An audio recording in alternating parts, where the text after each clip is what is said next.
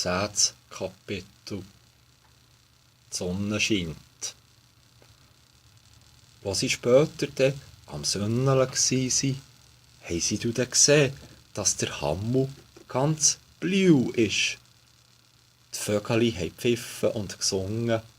Es war ein schambar Schanentag. So blau wie der Himmel heute ist er schon lange nicht mehr. Lang sind sie dann im wachen Kreis schauen und haben es geniessen.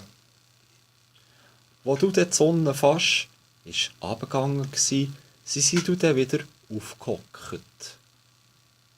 Da sagt auf das Maul der Töpfli-Dino: «Leset, ihr zwei, ich habe hier noch einen Böller vom letzten Fest.»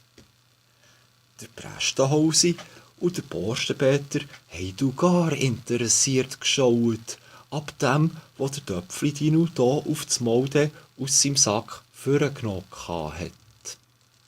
Und auch alle anderen Leute, die heute da aussen am Gröteln und Brillieren waren, haben auf das Mal über zu diesen drei geschaut und haben Freude gehabt.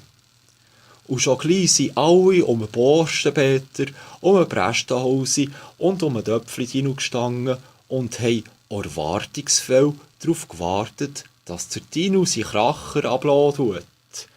Alle mussten schauen und waren ganz gewändernusig.